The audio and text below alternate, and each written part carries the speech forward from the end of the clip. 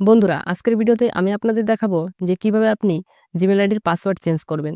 আজকের এই ভিডিওতে আমি আপনাদের খুব সহজ পদ্ধতিতে দেখাবো যে কিভাবে আপনি জিমেল আইডির পাসওয়ার্ড চেঞ্জ করতে পারবেন। তো চলুন স্টার্ট করছি। তো জিমেল আইডির পাসওয়ার্ড চেঞ্জ করার জন্য আপনাকে প্রথমে আপনার জিমেল অ্যাপটিকে ওপেন করে নিতে হবে। তো এই যে দেখতে পাচ্ছেন আমার জিমেল অ্যাপ, তো এই জিমেল অ্যাপটিকে আমি এখান থেকে ওপেন করে নিচ্ছি। তারপর কিছুটা এই টাইপের ইন্টারফেস আসবে। তো এখান থেকে আপনাকে ওপরে একটা অপশন দেখতে পাচ্ছেন প্রোফাইলের। তো এই প্রোফাইল অপশনটিতে আপনাকে ক্লিক করে দিতে হবে। তো আমি এখান থেকে সিম্পলি ক্লিক করে দিচ্ছি।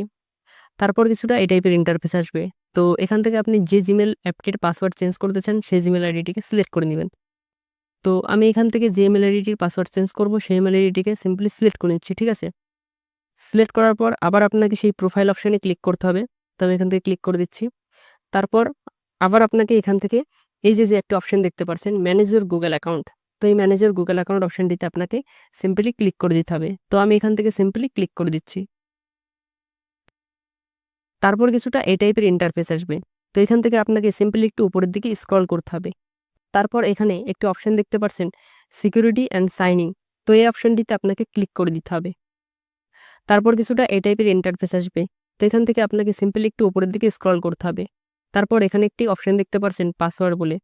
তো এই পাসওয়ার্ড অপশনটিতে আপনাকে সিম্পলি ক্লিক করে দিতে হবে।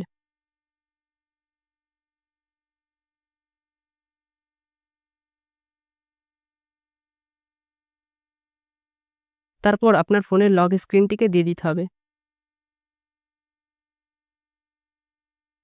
তারপর কিছুক্ষণ লোডিং হওয়ার পর কিছুটা এই টাইপের ইন্টারফেস আসবে।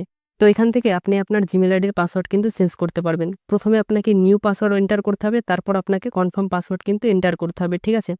তো আমি এখানে কিন্তু পাসওয়ার্ড এন্টার করে নিচ্ছি। তো আপনারাও এখানে পাসওয়ার্ড এন্টার করে দিবেন, ঠিক আছে? একটু স্ট্রং পাসওয়ার্ড এন্টার করবেন।